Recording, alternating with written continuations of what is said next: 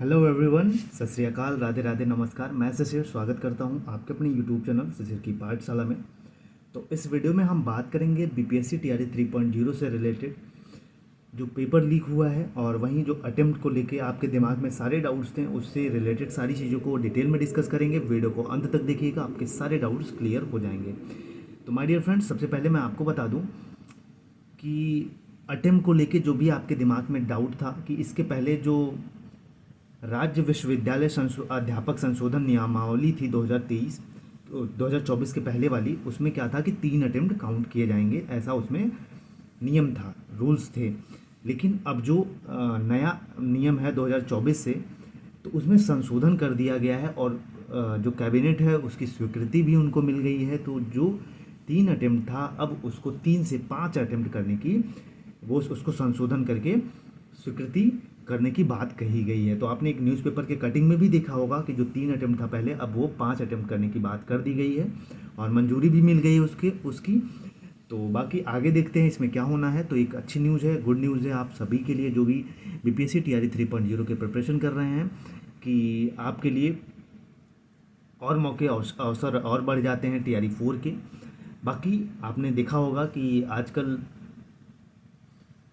इतने लीक वाले मामले हो गए हैं कि क्या ही बताऊं मैं आपको। और उसका कोई वो नहीं है कि रात भर मेहनत करके कोई स्टूडेंट पढ़ पढ़ के वो जाता है कि हाँ पेपर अच्छा हुआ है, बाकी आप एग्ज़ाम के बाहर निकलते हैं तो ऐसे न्यूज़ मिलती है कि आपका पेपर वायरल हो चुका है। तो आपने न्यूज़ में भी कहीं देखा है, अभी कोई authenticity Bihar public service commission ने मना किया है कि अभी ऐसा कुछ न्यूज़ नहीं है हमारे पास। लेकिन आपने देखा होगा कि न्यूज़पेपर में जो वायरल हो रहे हैं रिसॉर्ट्स में, झारखंड के पास वहाँ पे 300 बच्चों को एक रिसॉर्ट्स में बैठा के पेपर रटवाना। और कई एक न्यूज़ मिला है कि जो पेपर के पीछे आपने देखा हो, जो एडमिट कार्ड है आपका, उसके पीछे भी आपने देखा होगा कि जो आंसर्स हैं बखूबी लिखे गए हैं। क्योंकि जो एग्ज़ामिनर होते हैं, जो वहाँ पे चेक करने वाले होते हैं, वो तो फ्रंट पेज आपका देखते हैं कि आपका फ़ोटो एडमिट कार्ड ठीक है, पीछे तो कोई दिखता ही नहीं क्योंकि पीछे तो डायरेक्शंस वगैरह, निर्देश वगैरह लिखे होते हैं। तो ये भी बहुत, यहाँ तक सोचना बहुत बड़ी बात है। और ऐसे ही आपने देखे होंगे कि 7-8 लोगों को और पुलिस ने पकड़ा, जहाँ पे बच्चों से 2-2 लाख, 8-8 लाख, 10-10 लाख रुपए लिए गए थे पेपर को बांटने की। तो कहीं ना कहीं एक निराशाजनक भी है ये सारी चीज़ें, क्योंकि ये कट ऑफ को इतना हाई कर देता है कि जो बच्चा मेहनत करके जाता है उसका नहीं हो पाता। ये ओबियसली चीज़ें हैं। और इतना अदर स्टेट के स्टूडेंट्स जो गए हैं एग्ज़ाम देने, यूपी से, झारखंड से, या आप कह लीजिए राजस्थान से, हरियाणा से, बहुत सारे दूर दूर से कैंडिडेट्स ने पहुँचे थे वहाँ पे एग्ज़ाम के लिए। लेकिन जब ये सारी चीज़ें सुनने को मिलती हैं तो कहीं ना कहीं एक दिमाग हिल जाता है लोगों का। और ये स्ट्रगल जो है स्टूडेंट्स का, वो थोड़ा सा हताश करती हैं ये सारी चीज़ें। बाकी देखिए, आज इस पे जो बीपीएससी है वो अपना निर्णय लेगी। सारी चीज़ें हो रही हैं, ऑनगोइंग प्रोसेस में है कि क्या हुआ है, मामला क्या है, सही है क्या गलत है, ये सारी चीज़ें हैं। लेकिन आप, मैं एक ऐसा भी वीडियो मैंने देखा वायरल हो रहा था कि 11:43 पे जो पीआरटी का पेपर है वो लोगों के पास पहुंच गया था। तो पता नहीं वो एडिटेड है, लेकिन आंसर देखे गए तो वो हूबहू मैच कर रहे हैं टोटल आंसर्स के।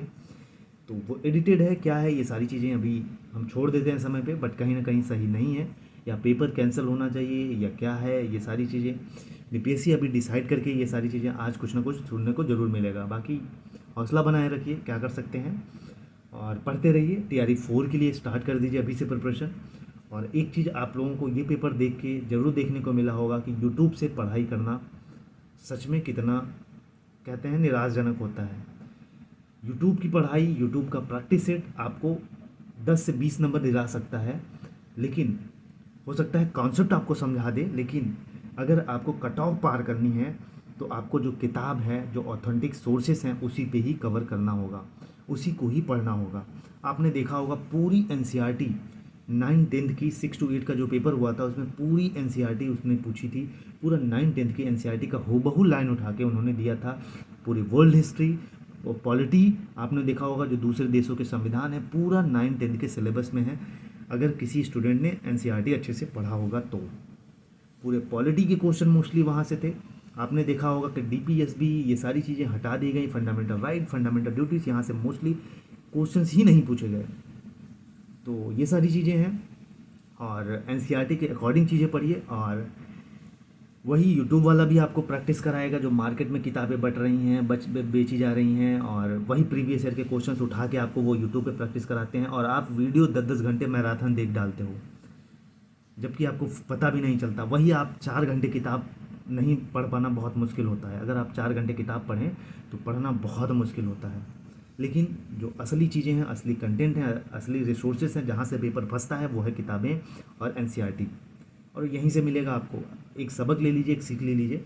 आप कोर्स समझने के लिए, कॉन्सेप्ट समझने के लिए ज़रूर किसी की क्लासेस ले लीजिए, क्योंकि भाई टीचर गाइडलाइंस देता है, आपको कॉन्सेप्ट समझाता है, आप ज़रूर कॉन्सेप्ट को समझिए। लेकिन आपको जो कहते हैं कि अगर आपको कट ऑफ पार करनी है तो आपको सिलेबस जो है वो एनसीईआरटी, एससीईआरटी और ऑथेंटिक किताबें पढ़ेंगे तो आप ज़रूर सक्सेस होंगे। ये आप इस पेपर पैटर्न को देख के आपको पता चल गया होगा।